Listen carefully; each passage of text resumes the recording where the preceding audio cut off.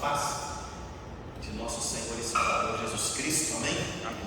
Eu queria agradecer de antemão o convite que o pastor Marcos fez para a gente estar aqui nessa noite. E lá na nossa igreja a gente tem uma apostila que a gente elaborou para compartilhar um curso com os irmãos, a gente chama de CPO, curso de preparação ao oficialato. E são, acho que 3 ou 4 semanas que a gente geralmente se reúne para podermos elaborar todo o conteúdo. E o pastor Marcos, ele pediu para que eu então falasse sobre o assunto, foi o governo da igreja e a importância do manual presbiteriano na condução do rebanho. Vou tentar adaptar aqui dentro do meu conteúdo esses assuntos que ele pediu para que eu pudesse abordar, e eu selecionei então algumas páginas aqui introdutórias do curso que eu já elaborei para compartilhar com vocês então um pouco a respeito desse assunto tão importante para a vida da igreja. E esse curso ele tem, obviamente, por finalidade 3 palavras principais, que é equipar, preparar e habilitar. Equipar, preparar e habilitar os irmãos de forma bíblica, doutrinária, teológica e constitucionalmente. Todos aqueles que estão interessados foram indicados para o oficialato de presbítero e diácono na igreja de nosso Senhor e Salvador Jesus Cristo. E a gente sabe que essa é uma das funções de imensa responsabilidade na nossa vida como servos do Senhor, e por isso é importante que se tome conhecimento de todas as implicações inerentes ao ofício. Eu vou abordar algumas coisas, o pastor Anderson vai também falar sobre outros assuntos, o pastor Marcos também, e assim por diante, mas o fato é que a palavra de Deus, na primeira carta de Paulo a Timóteo, no capítulo 2, versículo 15, esse é o texto aí básico para a nossa reflexão de hoje, que diz: procura apresentar-te a Deus aprovado, como obreiro que não tem de que se envergonhar, que maneja bem a palavra da verdade. Então, para trabalhar na sua obra de forma desembaraçada e de forma fiel, nós precisamos ser aprovados por Deus, nos apresentar de forma que sejamos aprovados pelo Senhor na sua obra. E Mateus 22, 29 também diz: errais, não conhecendo as Escrituras nem o poder de Deus, diz a palavra do Senhor. Então, uma advertência que séria para que nós possamos assumir essa responsabilidade e exercer essa função através de um cargo para o qual os irmãos haverão de ser eleitos ou comissionados na obra do Senhor. E a gente precisa então exercê-lo com zelo, nós precisamos exercê-lo de forma zelosa. Jeremias 48:10 fala: maldito aquele que fizer a obra do Senhor relaxadamente. Então, a obra de Deus é algo sério. Então, essas são apenas algumas razões bíblicas que mostram que o porquê que os irmãos devem se preparar, devem se esforçar para estarem aqui nesse tempo, investindo parte do tempo estudando esses assuntos relevantes para a vida dos irmãos. Então, isso obviamente visa a edificação dos irmãos, visa a glória de Deus, a edificação do corpo de Cristo. Então, nós precisamos estar preparados, nós precisamos nos apresentar diante de Deus aprovados, e que você realmente esteja disposto a isso. E ciente dessas verdades, que ninguém pode fugir, a gente vai procurar então aqui nessa hora que nós temos a iluminação do Espírito Santo de Deus, para que a gente estude e aprenda com os irmãos nesse breve tempo que temos sobre alguns ensinamentos, algumas normas, alguns preceitos, alguns princípios, algumas implicações inerentes ao exercício do ofício de presbítero, do ofício de diácono, responsabilidades, deveres e privilégios dos oficiais que a Igreja Presbiteriana do Brasil preceitua. E todo oficial deve subscrever, fundamentados em quê? Então nós vamos ver hoje aqui a palavra de Deus em primeiro lugar, em segundo lugar, os nossos símbolos de fé, como exposição doutrinária reformada daquilo que nós cremos. E aí nós estamos falando aqui da Confissão de Fé de Westminster, nós estamos falando do Catecismo Maior e do Breve Catecismo. Também, em terceiro lugar, fundamentados no Manual Presbiteriano, que normatiza o nosso sistema de governo eclesiástico. E dentro do Manual Presbiteriano, nós temos ali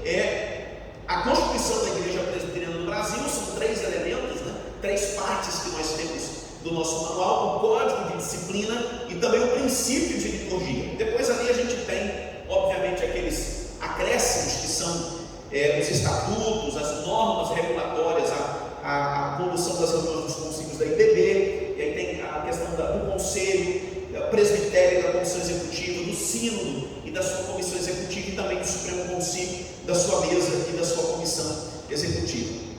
O manual litúrgico, que rege algumas cerimônias também litúrgicas de nossa igreja, como por exemplo nós temos no manual litúrgico o modelo de ordenação de oficiais, celebração de casamento, realização de profissão de fé e batismo, lançamento de pedra fundamental de templo novo, cerimônias de ordenação e jubilação de ministros da IPB. Então veja que nós temos 4 obras importantíssimas que fazem parte desse conjunto de elementos que formam a nossa estrutura de governo e a nossa estrutura também relacionada à nossa fé. Então, símbolos de fé, as Sagradas Escrituras, o manual presbiteriano e o manual litúrgico. Então, são esses 4 elementos que nos auxiliam, que nos norteiam, que nos conduzem, nos dirigem. Então, essas obras, nós precisamos dizer que todo oficial da IPB, obrigatoriamente, ele precisa ter essas obras em suas mãos. Quem tem a Bíblia de Genebra já vai ganhar aí de acréscimo, já vai de lambuja ali a confissão de fé, catecismo maior e breve. Mas você precisa ter o manual, você precisa ler o manual presbiteriano, você precisa conhecer a estrutura do manual presbiteriano como oficial da igreja, porque como nós vamos servir a igreja do Senhor se nós não conhecemos essas obras, nós não estudamos essas obras que nos ajudam, que norteiam o nosso trabalho e aquilo que nós fazemos. Então, para que haja um melhor entendimento deste e de outros assuntos, primeiramente é importante que os irmãos tenham conhecimento e uma certa visão de alguns tipos e sistemas de governos eclesiásticos existentes no cristianismo, denominacionalmente, obviamente dentro da igreja cristã, através aí da história. Então eu queria pincelar com vocês rapidamente sobre o governo da igreja e falar com vocês sobre alguns tipos de governo que existem hoje, que são, vamos dizer assim, predominantes nas igrejas evangélicas que nós conhecemos hoje. Então, a gente colocou aqui para os irmãos essas 4 obras que são muito importantes, você precisa ter, você precisa conhecer. Talvez aí a última obra que seja um manual litúrgico mais relacionado ao trabalho pastoral, mas é interessante que os oficiais conheçam, que eles tenham conhecimento a respeito dessas obras.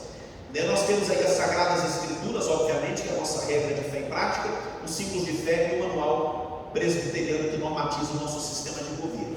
Então eu queria pensar com vocês aí sobre o sistema, ou sobre o governo da igreja, e dizer que embora a igreja seja de natureza essencialmente espiritual, porém como organização externa, visível e humana, ela precisa adotar uma forma de governo através do qual ela possa exercer a sua função no mundo, como diz o apóstolo Paulo lá em 1 Coríntios 14, 40, quando ele diz assim: tudo porém seja feito com ordem e decência.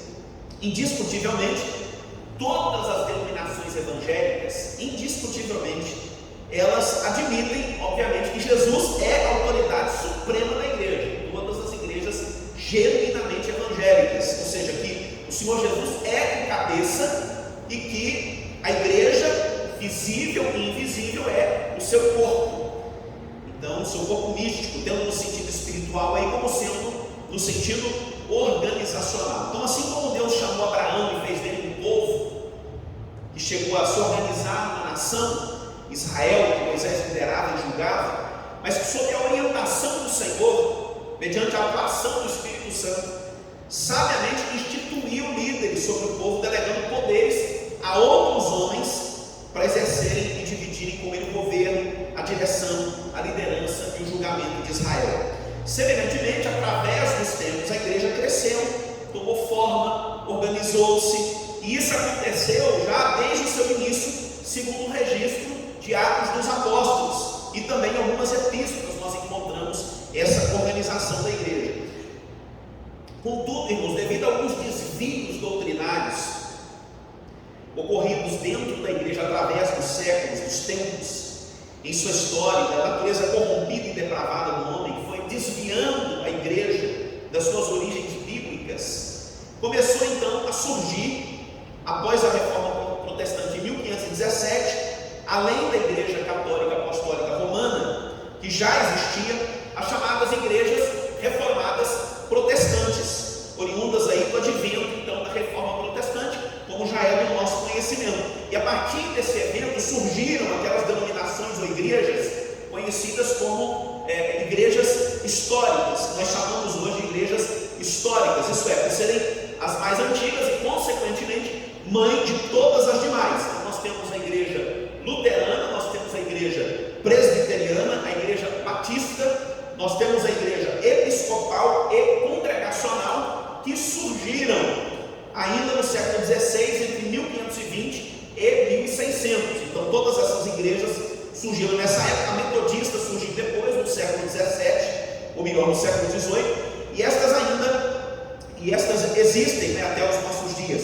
E essas denominações defendem ou têm o seu próprio estilo de governo. Elas criaram e se organizaram institucionalmente com o seu próprio estilo de governo, que são também os governos mais conhecidos, os tipos de governo mais populares. Inclusive, as outras denominações mais novas, como a Assembleia de Deus, Adventista, Congregação Cristã, o Brasil para Cristo, Quadrangular, Universal, Internacional da Graça de Deus, as comunidades, os ministérios e projetos dos dias de hoje passaram a adotar alguns desses modelos que nós vamos falar hoje. Então, esses sistemas ou tipos de governos eclesiásticos, eles são conhecidos como, então nós temos aqui, por exemplo, os Quakers e os Darwinistas. Eu vou falar sobre eles rapidamente. O sistema de governo erastiano, o sistema episcopal e o sistema católico romano. Depois nós temos o sistema congregacional e depois nós temos o sistema presbiteriano, que é onde nós vamos nos deter um pouquinho mais. Então, os Quakers e os Darwinistas, eles surgiram em Plymouth, na Inglaterra, e foi implantado no Brasil pelos Irmãos Unidos. E eles rejeitam qualquer forma de governo da igreja, por entender que eles são contrários ao caráter espiritual da igreja. Então, esse é um tipo, por exemplo, de governo eclesiástico. Então, eles entendem que qualquer forma de governo eclesiástico leva à degeneração. Então, eles não têm oficiais na igreja de caráter formal ou de caráter oficial, embora os tenham, por exemplo, de forma extraoficial. É meio esquizofrênico, né? Mas é assim que funciona. Então, eles desprezam, por exemplo, o carisma, que é substituído pelos ofícios humanos, e eles substituem as comunicações do Espírito Santo pelo conhecimento humano. Então, o governo é desnecessário e para eles o governo é pecaminoso. Por exemplo, uma igreja que, de forma prática, que faz isso hoje, que adota esse sistema dos Quakers e dos Darwinistas, ou dos Darwistas, é a Igreja de Cristo, que é a igreja local. Eles não têm um nome específico, é a igreja local, a Igreja de Cristo. Então, vamos dizer assim, eles não têm um governo propriamente estabelecido de forma oficial, mas ele existe na prática, porque não tem como você, eles alegam que eles não se institucionalizaram, não se tornaram uma instituição, continuam a Igreja de Cristo. Então, cada cidade tem a Igreja de Cristo, é assim que eles se apresentam. Contudo, acaba que de alguma forma eles vão ter que ter uma liderança, vão ter que ter um governo de uma forma prática.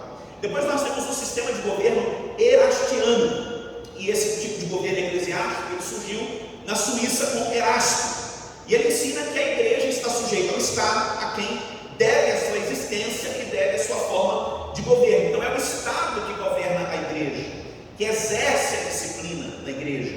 Então essa forma de governo, por exemplo, nega a independência da igreja do Senhor Jesus e o senhorio de Cristo sobre ela como seu cabeça. Então, seu poder de governo não passa daquele outorgado pelas autoridades civis. Então, os oficiais da igreja não têm o direito e nem o poder de administrá-la, exceto o Estado, ou quando o Estado autoriza. Então, esse sistema, por exemplo, tem sido usado na Inglaterra, tem sido usado na Escócia, tem sido usado na Alemanha. Lá na Escócia, por exemplo, a igreja presbiteriana é a igreja do Estado. Então, é como se fosse aqui no Brasil, você nasce No Brasil, se você não é nada, você é católico.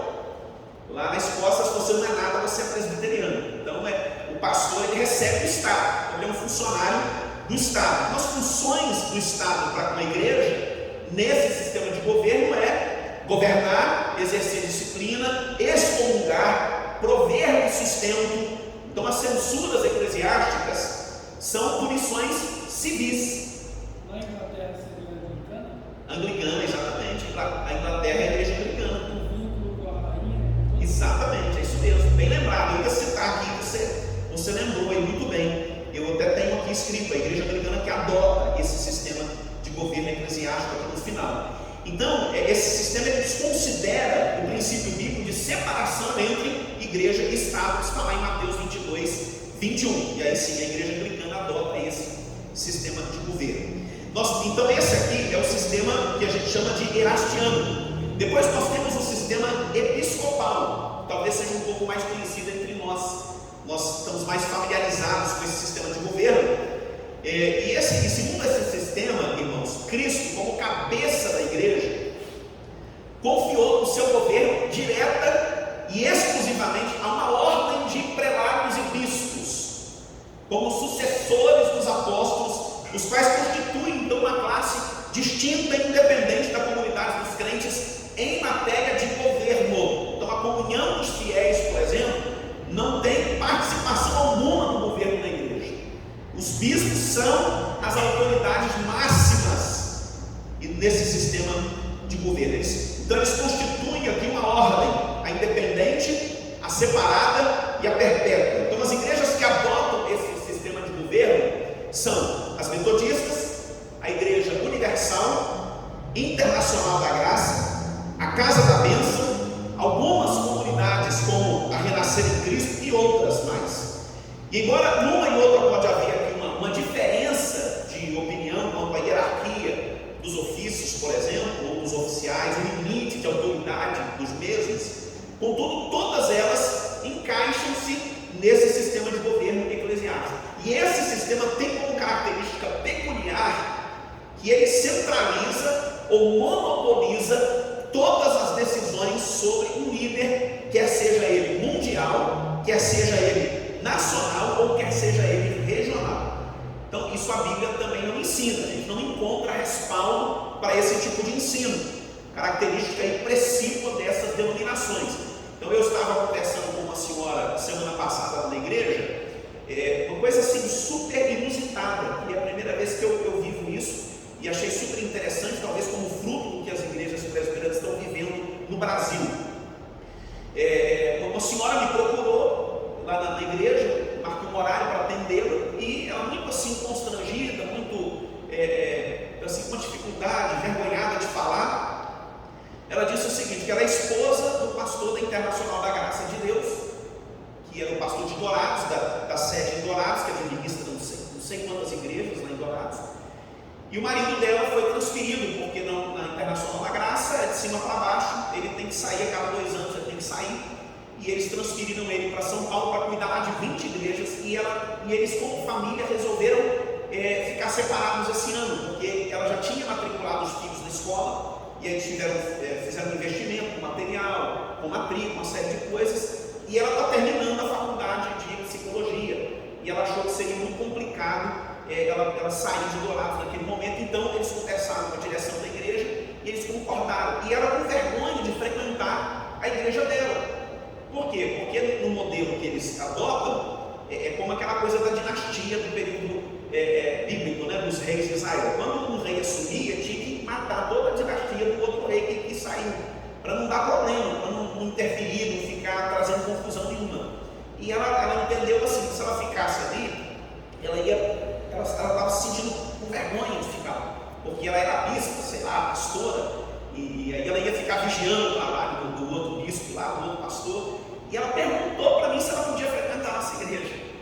Aí eu falei, claro, minha filha, eu só fiquei com medo assim, né, do que vai acontecer com a cabeça dela, para que ela começar a ouvir as doutrinas da graça, e ela voltar para casa com o marido dela, o rolo que vai dar isso aí depois, a confusão que vai virar esse negócio. E ela está super contente, está indo na célula lá na minha casa, e não sei não, hein? Eu sei, acho que vai dividir esse casamento aí, não sei o que vai acontecer não, só Jesus, hein? Misericórdia. Mas o fato que eu queria dizer, irmãos, é que a maneira como ela colocou para mim o assunto lá na igreja dela é isso. O pastor é o bispo e é que manda e é que decide tudo. Não tem esse negócio. Aqui o R.R. Soares é que comanda tudo. O R.R. Soares comanda todas as igrejas do mundo todo, está tudo na mão dele. E aí eu fico tocando ela, mas como é que funciona, né? A questão que eu expliquei dos concílios da nossa igreja para ela, que a gente pastoreia por concílios, né? Vai supervisionando no meio dos concílios. Como que ele consegue? Então, ele tem os cabeças-chave dele, mas ele é na mão dele. Ele sabe de tudo, das 5.000 igrejas que tem, sei. E fora do Brasil, as igrejas todas é tudo na mão dele. Então, esse é o modelo episcopal, é centralizado na mão de uma pessoa. Ele monopoliza todas as decisões da igreja e não tem esse negócio de ser confrontado, não. Ele é a autoridade máxima. Também se aplicaria a Deus na mão? Opa, com certeza, sem Sem dúvida nenhuma. Sem dúvida nenhuma, com certeza. Depois nós temos o sistema católico romano, que é um pouco parecido aí com o sistema episcopal, e muito embora o sistema católico romano de governo se encaixe no episcopal perfeitamente, porque é exatamente a mesma coisa, porém eu faço assim uma ressalva, porque a gente trata a igreja católica não como uma igreja evangélica. Então, o sistema episcopal que eu mencionei aqui, a gente citou essas igrejas que são consideradas ou ditas como evangélicas, apesar de que a IPB não reconhece, né, o batismo da Internacional da Graça, da Universal, da Mundial. Essas pessoas que vêm para a IPB, nós rebatizamos essas pessoas hoje. Tá? E as Assembleias de Deus, o quadrangular, faz profissão de fé. A gente admite por profissão de fé. Então, eu coloquei o sistema católico romano à parte, justamente porque não é uma igreja evangélica. Então, é uma expressão, mas é uma expressão máxima do sistema episcopal, porque segue a sucessão apostólica, que, segundo a doutrina romana, começou com Pedro, baseando-se em uma interpretação deturpada de Mateus 18, que a gente já conhece, que é aquela história das pedras, sobre esta pedra edificarei. E eles desconsideram, então, Atos 1:21, por exemplo, em detrimento dos seus interesses. Eles vão criando essas ideias deturpadas da Bíblia. Então, é chamado sistema episcopal alto. O governo católico, então, é uma monarquia absoluta sob o controle de um Papa no mundo todo. Então, essa é a ideia. O Papa, então, é o vigário, é o representante de Cristo, e alguns creem que ele seja o próprio Cristo na Terra. Aliás, eu ouvi o Papa Bento XVI falando isso na época da sua posse, do seu contentamento, da sua alegria de representar o trono de Cristo na Terra. Essa afirmação aí que eu guardei do Papa Bento XVI. Então, além de ser uma autoridade suprema dentro da Igreja Romana, também exerce a função de chefe de Estado, que a gente já conhece, que é o Estado do Vaticano. Então, o Papa tem o direito e o poder para determinar e regular, por exemplo, a doutrina, a teologia, a moral, a ética, a vida espiritual dos seus seguidores, a liturgia, por exemplo, ritos e tudo que se inclui e eles envolvem. Governo mundial da igreja, e abaixo do Papa existem algumas classes de ordens inferiores, que são o colégio de cardeais, que elege o Papa, inclusive, esse colégio, os arcebispos, os bispos, que é o representante da igreja perante o povo, o monsenhor, e os padres, que é o que se comunica diretamente com o povo, com a comunidade, com as pessoas. E nessa classe inclui-se aí os abades, os frades e os monges, que são franciscanos e beneditinos e etc. Então são eles que governam a igreja, mas sempre de acordo com os seus superiores e principalmente segundo as orientações do Papa. Então isso é tudo de cima para baixo. É tudo uma decisão que vem de cima para baixo. E não há uma participação, por exemplo, dos leigos no governo da igreja. Então não existe isso. Na nossa igreja, por exemplo, os leigos, eles são incluídos como parte da liderança. Então eles são envolvidos na realização de algumas atividades, inclusive mulheres. E esse tipo então, de governo, ele é insustentável dentro do contexto bíblico. Quando nós olhamos para a palavra de Deus, nós percebemos que esse governo ele é insustentável. Então, segundo esse sistema, o bispo é a igreja. O bispo é a igreja. Por isso, somente onde há bispo é que a igreja oficial se faz ou está presente. Então, daí a famosa frase, né? Onde está o bispo, aí estará a igreja. Essa é uma frase muito, muito comum na igreja católica. E embora a Igreja Católica não admita divisão dentro dela, como acontece, por exemplo, na Igreja Protestante, porque ela diz que ela é una em todo mundo, ela fala isso, mas ela apresenta sob o seu guarda-chuva eclesiástico várias vertentes. E a gente sabe um pouco disso, porque nós vivemos uma época em que o Papa visitou o Brasil, não me lembro qual deles, em que a Igreja Católica carismática, representada pelo Padre Marcelo Rossi, não foi considerada na visita do Papa aqui, e ele ficou muito sentido com isso, Padre Marcelo Rossi, porque ele liderou o movimento da Igreja Católica carismática. Nós temos também a Igreja Católica brasileira, cujos padres podem casar. É uma outra vertente, né, da Igreja Católica. Além da Igreja Católica grega, nós temos a ortodoxa, nós temos a copta, a Igreja Católica copta, cada qual com seu sistema de governo, mas que não as difere muito. Agora, direto ou indiretamente, acaba encaixando-se nesse tipo, ou nesse sistema de governo, com pequenas e sutis variações, né, mas são muito parecidas, muito semelhantes. E uma outra particularidade é que, assim como no Brasil, há movimentos também que seguem o líder religioso, como o caso de Padre Cícero, por exemplo, no Nordeste e em outras partes. Igualmente também acontece em várias regiões do mundo, então isso também acontece dentro da Igreja Católica. E a gente deve considerar também que a Igreja Católica ela cultiva a prática do ecumenismo e do sincretismo religioso. Eu não lembro que ano que foi, mas lá em Ponta Porã, lá em Corumbá, tinha ou tem uma cerimônia lá que acontece muito semelhante lá na Bahia, de lavar as escadarias, que os macumbeiros vão lá e faz uma cerimônia religiosa na escadaria da Igreja Católica. Parece que teve um padre lá meio porreta lá que não deixou e criou uma confusão na cidade, ele não queria misturar, mas o fato é que essas misturas acontecem e eles cultivam isso, inclusive, o ecumenismo e esse sincretismo religioso, e isso leva ao extremo das pessoas crerem, por exemplo, num lema falacioso que declara todas as religiões são boas e todos os caminhos levam a Deus. Então isso traz aí uma dificuldade, um problema imenso para nós. Bom, avançando aqui no penúltimo sistema, para a gente chegar no presbiteriano, que é o sistema congregacional. Então, nesse sistema de governo, cada igreja ou congregação é considerada uma igreja completa, independente de todas as outras. Então, cada igreja é uma igreja independente, completa, então é chamado também de sistema independente de governo. O poder da igreja fica exclusivamente com os membros da igreja, a quem compete gerir os negócios da igreja diretamente. Então, os oficiais são simples membros da igreja, o seu poder de governo não vai além daquele delegado pela Assembleia. Então, nesse sistema, cada igreja é autônoma, cada igreja é independente, pois ela não está subordinada a nenhuma autoridade eclesiástica além dela. Então, todo o governo repousa sobre os seus membros.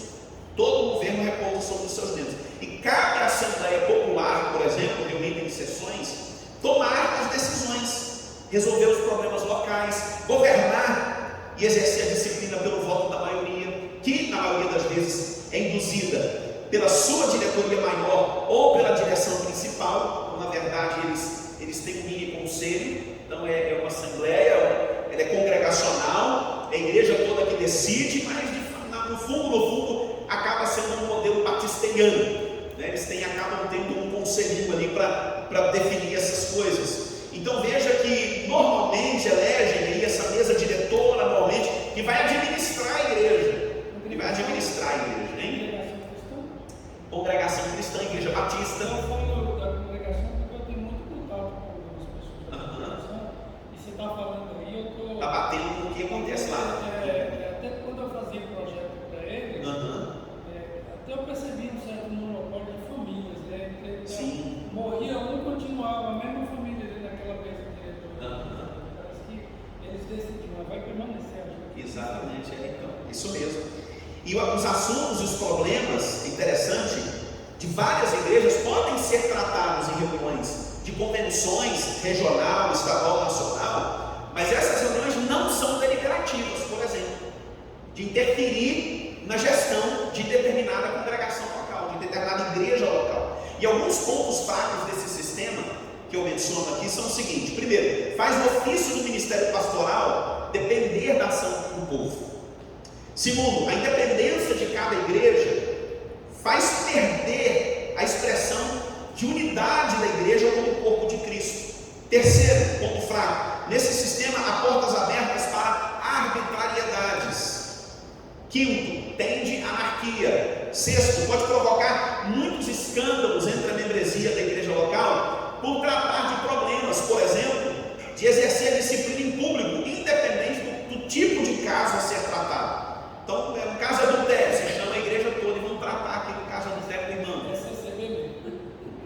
Então é complicado, né? Você imagina. Há participação, por exemplo, de membros menores de idade em assuntos pessoais, delicados e familiares, que somente adultos deveriam tomar conhecimento. É o último ponto que eu coloco aqui como ponto fraco. Então, as igrejas que adotam esse sistema de governo são as igrejas batistas, a congregacional e a cristã evangélica. E aí, como ele falou, congregação cristã. E embora a Assembleia de Deus, o Brasil para Cristo, a igreja quadrangular e outras possam se encaixar nesse tipo de governo, entretanto elas diferem um pouco, irmãos, porque além de ter a participação da comunidade local, o pastor presidente de uma determinada região pode também remanejar pastores que a ele estão subordinados sem prévia consulta ou sem prévio aviso, que é o que aconteceu com esse pastor lá de Dourado, né? Se tem falou só, você vai para São Paulo e acabou. Então, em parte, compara-se aí ao sistema episcopal, mas também ao congregacional, tornando-se aí um negócio meio híbrido, um misto entre os dois. Em Dourados tem uma coisa curiosa, não sei quem já ouviu falar dessa igreja lá, do Bispo Áureo, que é uma igreja batista, chamada Igreja Batista Ministério da Restauração, que foi uma divisão já de um monte de movimento que teve lá em Dourados, e a única igreja batista com bispo que eu conheço, né? A Igreja Batista Ministério da Restauração, e o pastor é o Bispo Áureo, ele se instituiu bispo, né?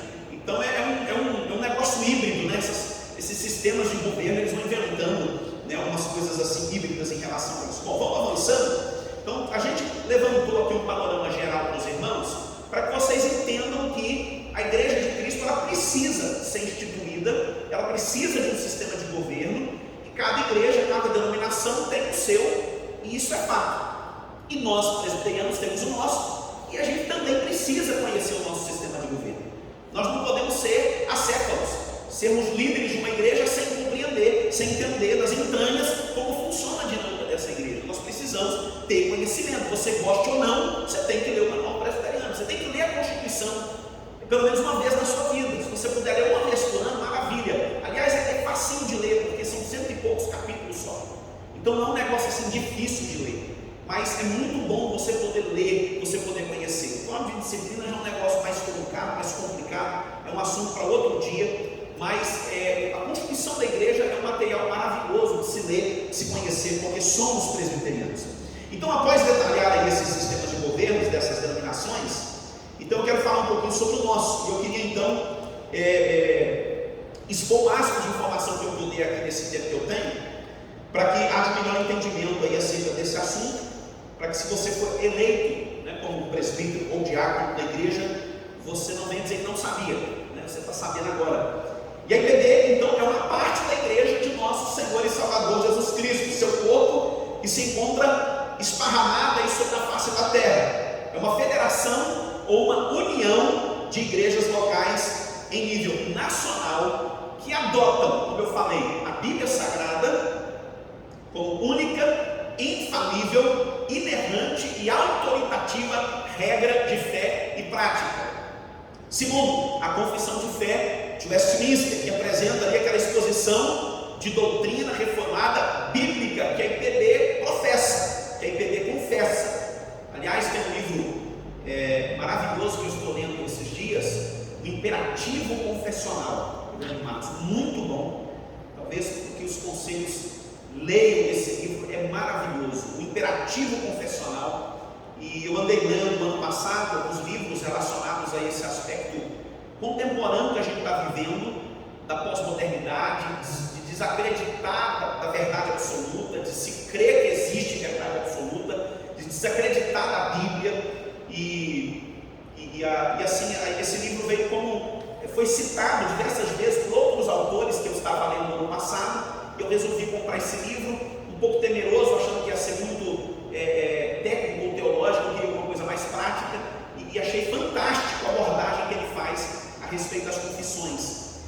muito bom esse livro, Imperativo Confessional. Como que é importante esse livro para a nossa vida.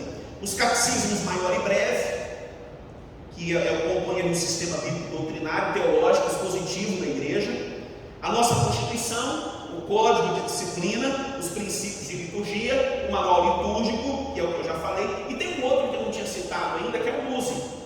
O MUSE é aquele manual unificado das sociedades internas, que é também um documento que nós temos como parte dos nossos documentos, né, de governo da Igreja Presbiteriana do Brasil.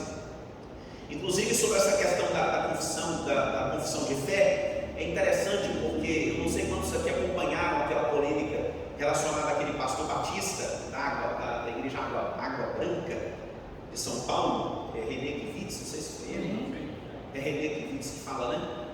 Então, eu não sei se vocês acompanharam, mas eu fiz questão de ouvir o que ele falou e depois a resposta dele em relação às críticas, quando ele disse sobre a Bíblia ser atualizada.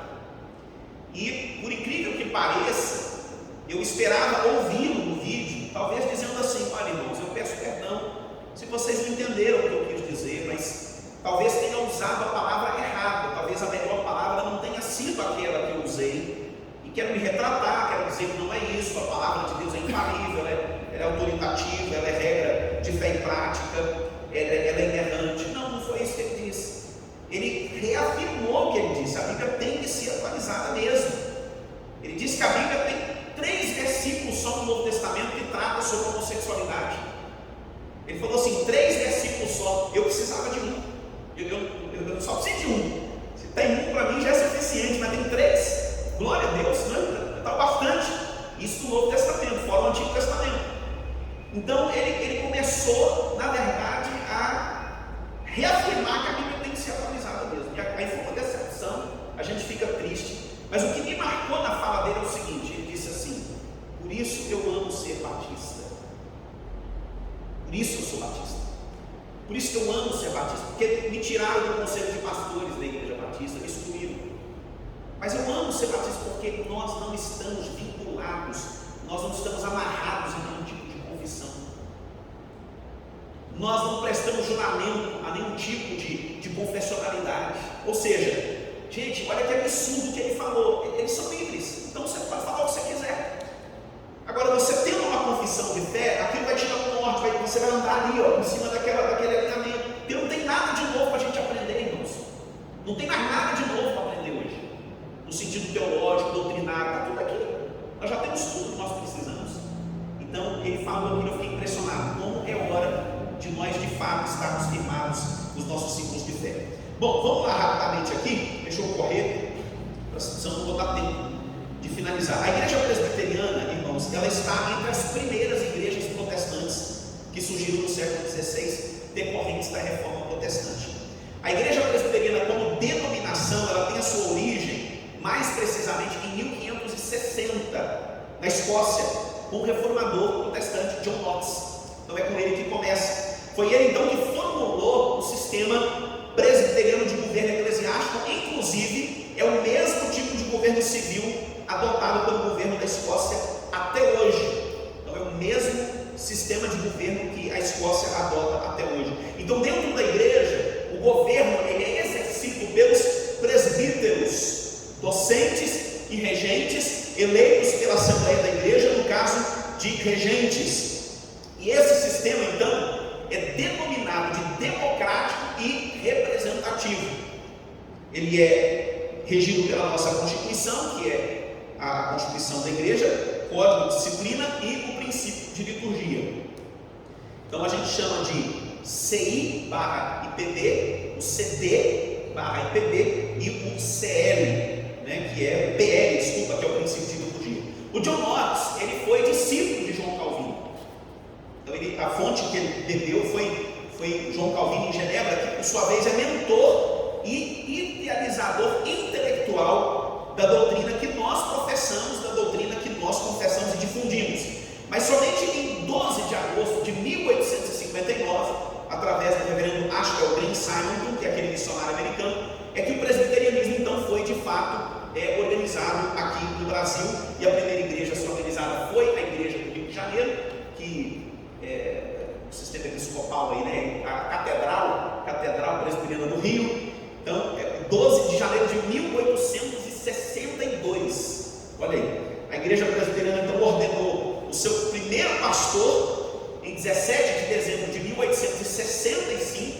Então veja, 6 anos depois que Simon chegou no Brasil. Pouco tempo, mas muito trabalho, né? Que foi o reverendo José Manuel da Conceição. Por isso que o dia do pastor presbiteriano é o dia 17 de dezembro. Foi ex-padre católico romano. Simon viveu apenas 8 anos, então foi uma carreira muito curta, mas período suficiente para evangelizar os 2 principais estados do Brasil, que foi Rio de Janeiro e São Paulo, organizar igrejas, ordenar pastores, formar o primeiro presbitério. Ele fundou um jornal evangélico, abriu o primeiro seminário protestante do Brasil e morreu em São Paulo doente, com apenas 34 anos de idade, em 1867. E a igreja presbiteriana foi então a primeira igreja a ser organizada e se estabelecer no Brasil como igreja evangélica protestante. Essa é uma informação muito preciosa, ainda na época do Império, porque o Robert Kelly, ele já estava no Brasil como igreja congregacional, mas ela não foi registrada em cartório primeiro. Então o Robert Kelly esteve no Brasil, a igreja congregacional, vamos dizer assim, chegou primeiro. Inclusive foi a primeira vez que se viu pastor pescando uma palha dos outros, né? Porque o Simon chegou e as pessoas ficaram curiosas para ouvir Simon pregar, e aí o pessoal do Kelly saía lá da igreja dele, ia lá na igreja do Simon, e começou aquele movimento, né? Não foi fácil, mas a primeira igreja organizada de fato, de verdade, foi a IPB, nesse tempo de 1872. Bom, a definição do nome presbiteriano, uma palavra presbíteros, ou presbiteróis, tá? De 1 Pedro 5:1. Então é a palavra bispo ou ancião. Então é uma palavra que para a gente, no nosso entendimento da teologia reformada, é a mesma palavra. Então não bispo, ancião, presbítero, pastor, não são funções diferentes que a Bíblia institui ali, mas palavras que expressam a mesma ideia, o mesmo entendimento. Então elas sempre apontando para uma pessoa que tenha mais experiência, que apresente pelo testemunho de vida maior maturidade, equilíbrio espiritual que as outras. Isso não quer dizer que a pessoa, para ser presbítero, obviamente tem que ser pessoa mais velha em idade, como o termo presbítero no original ele indica, porque literalmente a palavra presbítero significa ancião, mas não é neste sentido que nós entendemos a ideia do presbítero, mas tem a ver com o testemunho de vida, pelo que ele fala, pelo que ele faz para a glória de Deus, e somente através de uma comunhão íntima, particular e individual com ele, é que nós vamos, obviamente, refletir isso coletivamente, e a igreja vai reconhecer aquela pessoa que ela está escolhendo para o exercício do ofício de presbítero, como alguém crente no Senhor Jesus, que de fato reflete o caráter de Deus. E a forma de governo, irmãos, tem a base do governo é formada pela assembleia da igreja, assembleia local, que é composta dos seus membros. Então a base do governo da igreja presbiteriana do Brasil é formada então pela assembleia da igreja local, que é composta dos seus membros, e através dos seus representantes, então presbíteros e diáconos, que são escolhidos pelos membros da igreja numa eleição de assembleia, que é a reunião de todos os membros da igreja, vão exercer aí o governo da igreja local. Então veja que aos representantes aí, presbíteros eleitos pela assembleia, compete então manter e zelar pela doutrina, disciplina, ordem do culto, administração, representação da igreja perante a comunidade local e demais segmentos da sociedade eclesiástica, bem como em concílios da igreja. Aos diáconos, o que compete? Compete o cuidado e o zelo em preservar e manter a ordem do templo ao seu redor, quando a igreja se reúne para cultuar e realizar qualquer trabalho, assistir e socorrer aos necessitados da família da fé, recolher os dízimos e ofertas que são recolhidos pela igreja, promover a arrecadação de material, mantimentos, utensílios, roupas, calçados, etc., quando houver necessidade e em momentos de grandes calamidades sociais. Então é chamado e conhecido como governo democrático, cujo caráter tem a característica principal de ser representativo, onde os poucos eleitos representarão os demais que os elegeram por um período de 5 anos, tanto para presbíteros quanto para diáconos, como determina a Constituição da igreja. E esse governo então assemelha-se também ao mesmo sistema usado no Brasil. É interessante, né? O Brasil também tem mais ou menos esse modelo que nós utilizamos de governo. Então a prefeitura, vamos dizer assim, vereadores seriam os presbíteros, né? Então esse é mais ou menos o modelo que o Brasil utiliza e que nós também utilizamos no sistema representativo. Poucos administram muitos ou governam muitas pessoas. Essas muitas pessoas elegem esses poucos para representá-los. Então é assim que funciona dentro do sistema presbiteriano. Nós temos também na igreja os concílios. Então a igreja presbiteriana ela é governada pelos concílios. Então os concílios são compostos pelos líderes das igrejas, por ela eleitos ou nomeados. Então nós temos os presbíteros e pastores. Então estes se reúnem dependendo do seu grau de representatividade, segundo os estatutos que os regem e dos assuntos a serem tratados de acordo com as respectivas necessidades. Então, com base, irmãos, e sustentação dos concílios, nós temos as igrejas locais que fornecem então os pastores e os presbíteros para os comporem, e nós temos 4 concílios na igreja presbiteriana do Brasil. Quais são eles, os concílios que nós temos dentro da vida administrativa da igreja presbiteriana do Brasil? Então nós temos um conselho que é composto de pastor ou pastores e dos presbíteros. Então a igreja elege os seus presbíteros, os seus representantes, né, os seus diáconos, mas o concílio da igreja, o primeiro concílio então é o conselho, pastor e presbíteros. Depois nós temos o presbitério, que são todos os pastores de uma determinada região, como é o caso do presbitério de Dourados, mais um presbítero de cada igreja.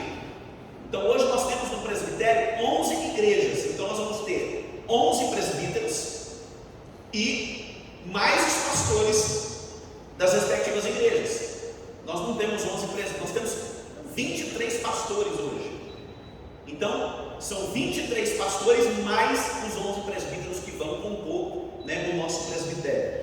Então veja que o conselho se reúne uma vez por mês, ou quantas vezes se fizer necessário. Então vamos dizer assim, o mínimo é uma vez a cada 3 meses. Então o conselho tem que se reunir pelo menos 4 vezes por ano. Então a cada 3 meses o conselho ele precisa se reunir, como rege a nossa Constituição, e ele tem a responsabilidade de exercer a administração civil, a administração eclesiástica da igreja local, e também a administração espiritual da igreja local e das congregações, se tiver congregações. Então o conselho ele está ali para isso. Então essa diretoria eleita anualmente, né, vai ter o presidente, vice-presidente, o secretário e tesoureiro. Então são 4 cargos que dentro do conselho são eleitos anualmente para que esse conselho possa funcionar. Depois nós temos o presbitério, como eu falei, que é o conselho composto pelos pastores e por um presbítero eleito pelo conselho das igrejas locais de uma determinada região geográfica mais restrita. Então a sua diretoria também é eleita anualmente na reunião ordinária. Então nós temos ali o presidente, vice-presidente, secretário executivo, primeiro e segundo secretário e o tesoureiro. E se reúne também ordinariamente pelo menos uma vez por ano. No nosso presbitério nós nos reunimos 2 vezes por ano, né? E extraordinariamente quando há necessidade. Então tem a superintendência sobre os seus membros vitalícios, que são os pastores a eles filiados. Então nós pastores somos vitalícios do presbitério. O presbítero muda, porque às vezes vai o João, vai o Pedro, vai o José. Então varia muito esse aspecto. Nós não somos membros da igreja local, o pastor não é membro da igreja local, ele não vota numa assembleia, por exemplo. Então o pastor não pode constar na lista de membros dos votantes da assembleia, porque ele não vota, ele preside a assembleia, mas ele não vota, tá certo? Então ele é membro do presbitério e sobre os conselhos das igrejas locais. Então veja que o presbitério ele pastoreia os seus pastores, né? Ele exerce a superintendência sobre os seus pastores. Então é interessante, quem que disciplina pastor? É o presbitério, não é a igreja. Quem que disciplina membro? É o conselho da igreja, não é o presbitério. Então cada qual na sua competência, na sua área de competência. Então isso é interessante dentro da sua jurisdição. Depois nós temos o sínodo. O sínodo, eu já estou chegando perto aí do fim. Nós temos o sínodo, é o concílio formado por no mínimo 3 presbitérios em uma determinada região geográfica mais abrangente. Então, por exemplo, nós temos aqui no sínodo do Mato Grosso do Sul 3 presbitérios, que é o quórum mínimo para se organizar um sínodo. Então nós temos o presbitério de Campo Grande, que foi o primeiro, nós temos o presbitério de Dourados e depois o presbitério de Pantanal. e o quórum mínimo, né, são 3 pastores e 3 presbíteros que comporão o seu plenário. Parece pouco, né? Se eu parar para pensar.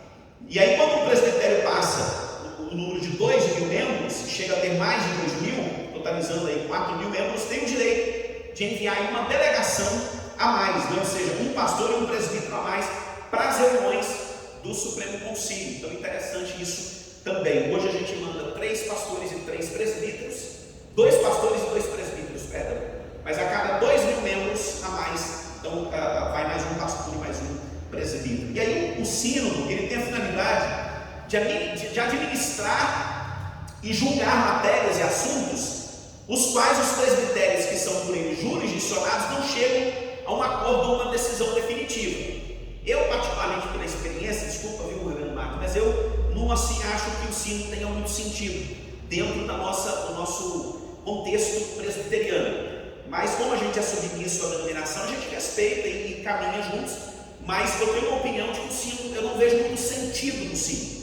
Mas o sínodo seria assim, por exemplo, uma situação do presbitério que não se resolveu. De algum documento de alguma igreja, foi para o presbitério não conseguiu administrar, é um processo complicado, então sobe ao sínodo aquela demanda para que aquele concílio superior possa talvez pacificar, desmembrar, decidir sobre aquela matéria. Caso não resolva ali, vai para o Tribunal de Recursos do Supremo Concílio, que é a última instância dentro da IPB. Mas é um negócio que eu vejo assim, sem muito sentido, e o sínodo, na verdade, se reúne a cada 2 anos, o presbitério, então, pelo menos uma vez por ano, ordinariamente, o sínodo a cada 2 anos, e o Supremo Concílio, que é o que a gente vai falar agora, a cada 4 anos. Então, os presbitérios podem recorrer, né, os conselhos, os presbitérios podem recorrer sempre a alguma situação que ficou pendente, que não foi resolvida ali no âmbito daquele concílio, então vai para o sínodo, sempre para o concílio superior, para que aquela situação seja resolvida. Depois nós temos então o Supremo Concílio, que é a instância máxima da igreja, e essa assembleia também é composta por pastores e presbíteros, que são chamados na nossa Constituição de deputados. Então, para o Supremo Concílio, deputados, para o sínodo são delegados, e para o presbitério são representantes. Então essas são as nomeações: presbitério, um representante, vai para o sínodo os delegados, 3 pastores, 3 presbíteros, para o Supremo, 2 pastores deputados, 2 presbíteros deputados. Então assim que são nomeados estes representantes. E aí obviamente que eles se reúnem, então, como falei, a cada 4 anos, sempre em números pares, e coincide também com a Copa do Mundo. Sempre é um problema, porque quando dá os jogos, aí a pastorada quer ficar assistindo os jogos, é um problema, né? Mas, e aí depois do Supremo Concílio nós temos a sua mesa executiva. Dentro do Supremo tem a mesa executiva, que é composta ali pelo presidente, vice-presidente, secretário executivo e o tesoureiro da IPB, que se reúne quantas vezes se fizer necessário, tá? E a gente não pode confundir a mesa executiva com a comissão executiva. A comissão executiva se reúne todos os anos e ela é composta pelos presidentes de sínodos. Então ela é composta pela mesa do Supremo mais os presidentes de sínodos. Então hoje nós temos em torno aí de 85 sínodos no Brasil. Então a reunião da comissão executiva ela se reúne como se fosse o Supremo. É no interregno, né? Então ela tem 4 reuniões ou 3 reuniões depois da reunião do Supremo, e ela recebe os relatórios das autarquias da igreja. Então relatório do Hospital Evangélico, relatório da Escola Erasmo Braga, relatório da Missão Caiuá, relatório do Hospital de Curitiba, relatório das escolas do Brasil inteiro, de hospitais do Brasil inteiro, da TECOM, relatório da ANEP, da Associação de Escolas Presbiterianas, relatório da Junta de Missões Nacionais, relatório da PMT. Então, todos os anos, esses relatórios de todas as autarquias, de todos os braços da igreja no Brasil todo, enviam relatórios para a comissão executiva para que eles sejam analisados. E a cada 4 anos aí, eles recebem no Supremo Concílio os relatórios quadrienais para serem avaliados e estudados durante esses 4 anos, tá bom? Então o que acontece aqui na comissão executiva? Então os presidentes de sínodo é que têm direito a voto, que se manifestam, que falam nestas reuniões da comissão executiva. Irmãos, eu queria agora rapidinho, só para finalizar, eu sei que o nosso tempo aqui é muito curto, eu queria só dar uma fundamentação bíblica para aquilo tudo que nós eu estou falando aqui para os irmãos é sobre o governo da igreja.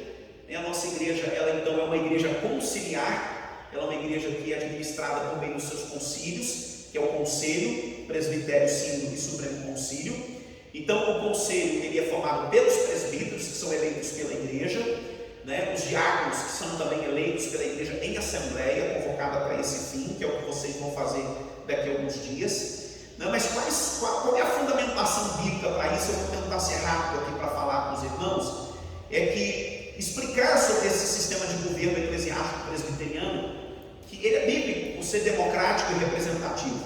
Então nós temos isso, essa visão e essa ideia tanto no Antigo Testamento como no Novo Testamento. Então nós não temos hierarquia desse sistema de governo, não existe hierarquia. Eu me lembro de um presbítero que eu tive na minha primeira igreja, quando fui ordenado pastor lá em Aracruz do Espírito Santo, presbítero Desival. E esse presbítero, ele era militar, da polícia militar, e ele estava naquela função P2 que chama, aquela função que ele trabalha paisana, eu acho que é isso, né? P2, né? Parece que é isso, que ele trabalha paisana. E ele, numa determinada operação que a polícia foi fazer em um determinado lugar, acabou matando um anjinho.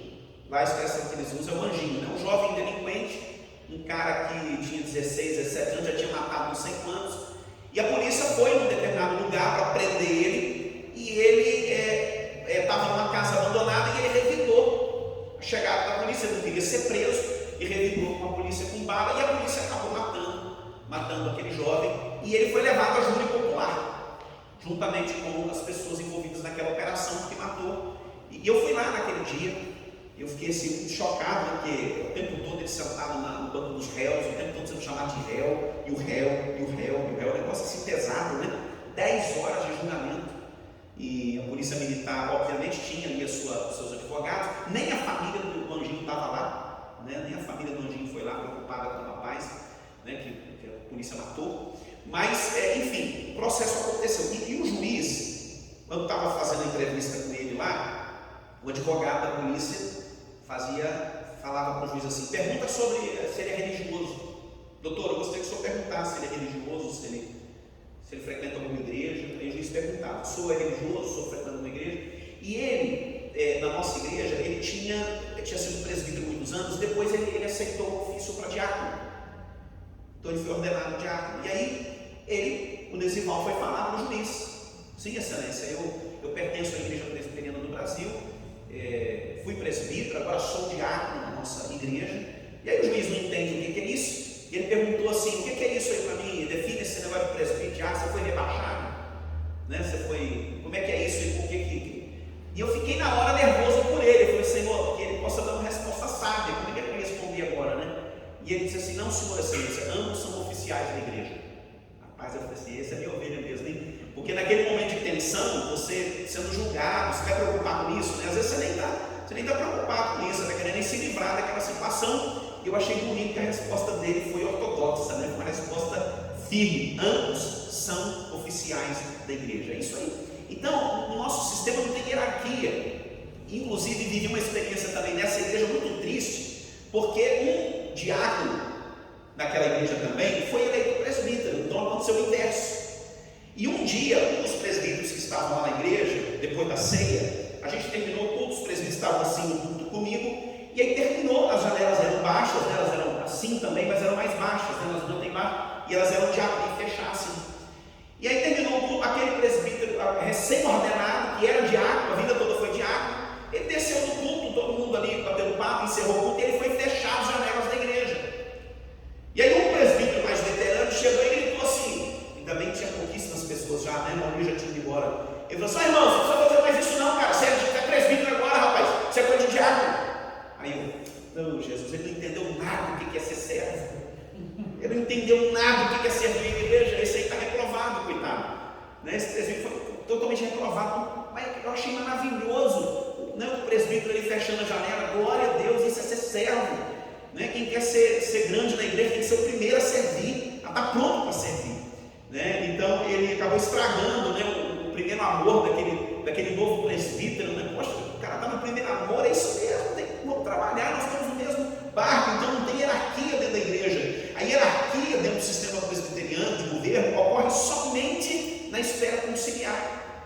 Então a hierarquia existe, mas em relação a conselho, presbitério, sínodo e supremo, mas não em relação a nós.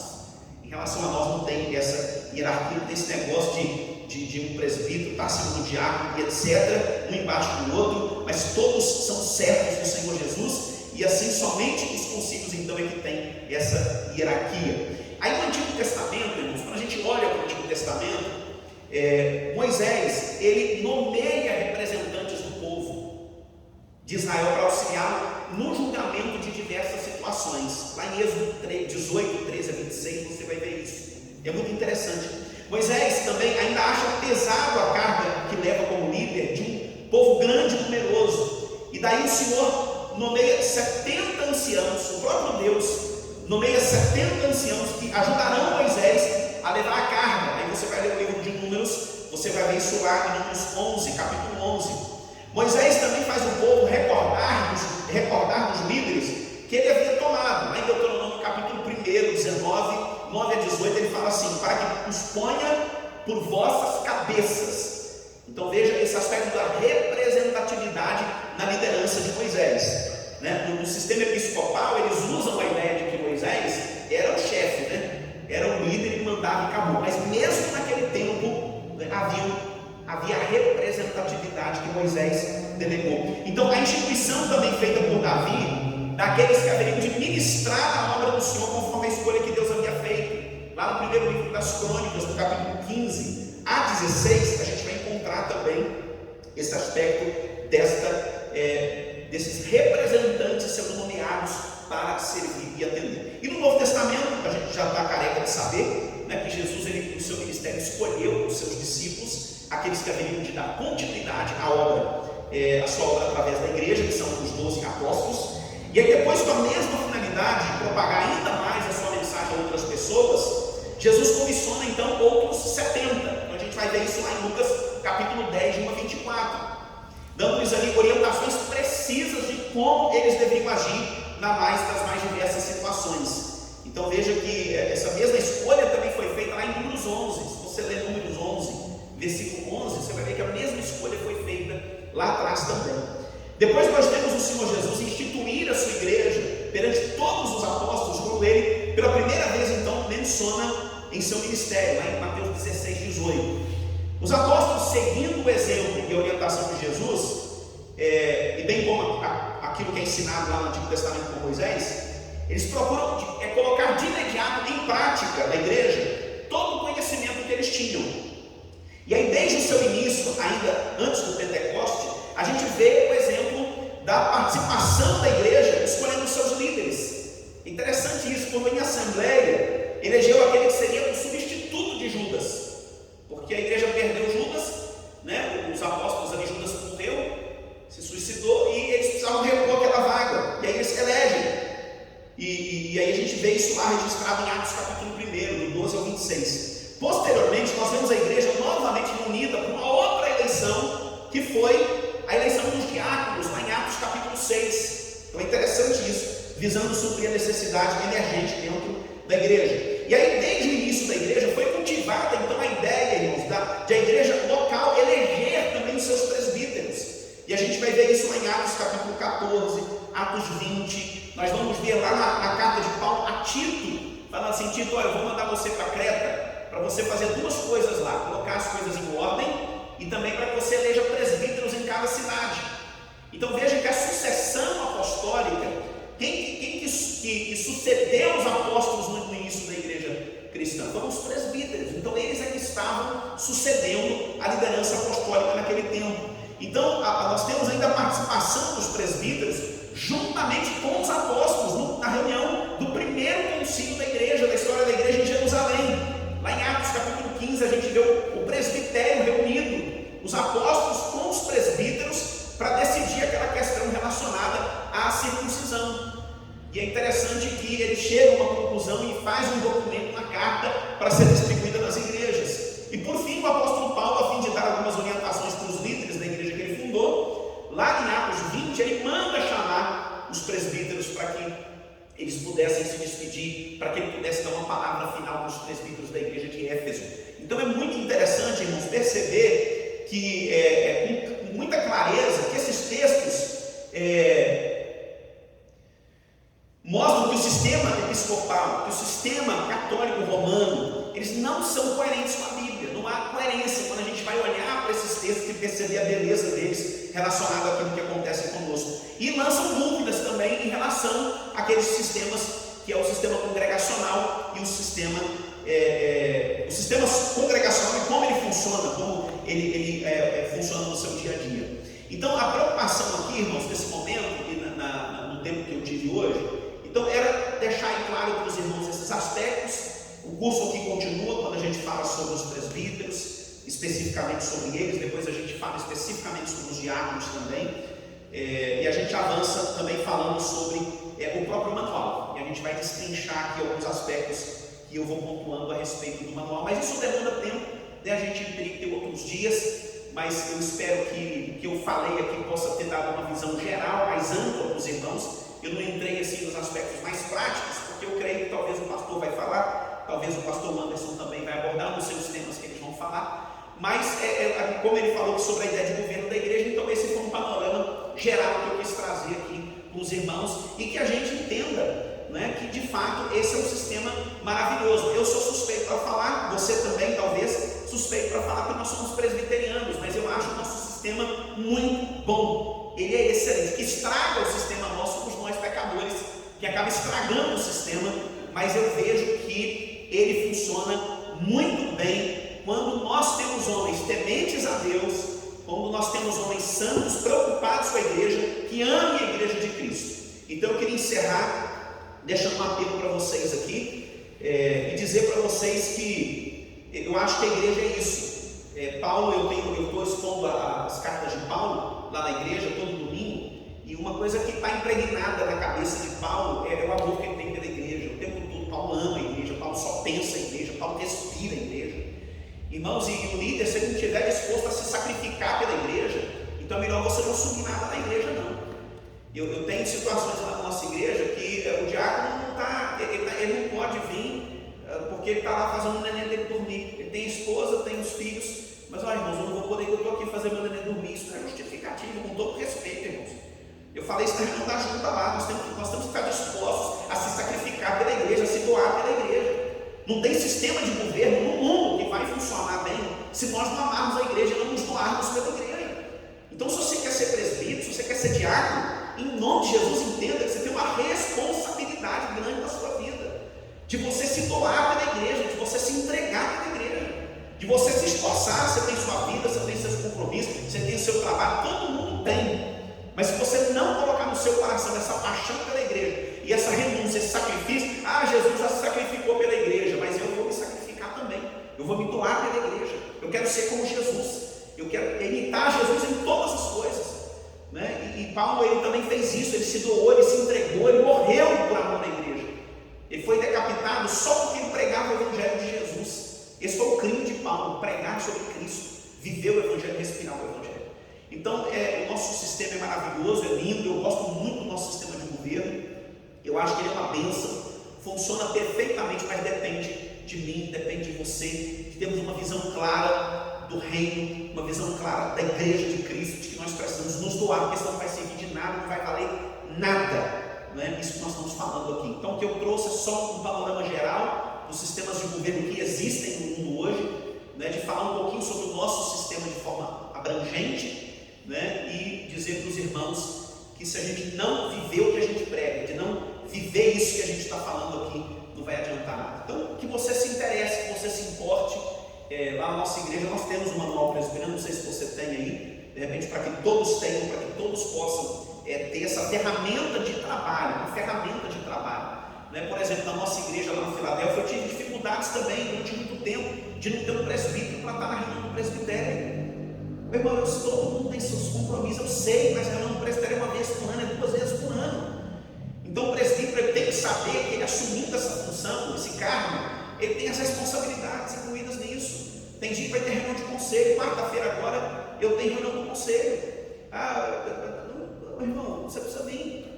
Você tem compromisso com a igreja, você tem compromisso com o Senhor, não tem como ficar dando justificativo, então você entrega o cargo. Eu um dia desse falei na igreja assim, no culto público, o irmão que não é dizimista, o líder que não é dizimista na igreja, ele tem que entregar o cargo. Aí um dia um presidente chegou no do conselho e peitou lá: o senhor não pode fazer isso. Que negócio é esse o senhor falar? Que meu sogro e minha sogra chegou em casa e veio perguntar para mim se eu não estou dizimando. Eu falei: meu irmão, o irmão está dizimando? Não, eu estou dizimando. Então não precisa se preocupar. O irmão vai falar para o sogro e para a sogra: não, meu sogro só estou dizimando. O pastor falou que ele, porque a igreja toda, todos precisam dizimar. Aí eu fui investigar, vendo que o cara mentiu para mim declaradamente, não dizimou na igreja. No último ano ele não estava dizimando. Então a carapuça serviu. Então engole em nome de Jesus, recebe com a graça de Deus, da glória, e passa a obedecer ao Senhor. Entende, irmãos? Então assim, o cara quer ser presbítero, mas não quer ser modelo, não quer dar exemplo para os demais. Como é que eu vou? O diabo lá que não estava dizimando. Aí quando eu falei aqui no dia, a conta da igreja é do Sicredi, e eu não sei se os outros bancos fazem isso, mas sempre quando alguém manda um Pix, ele acende aqui.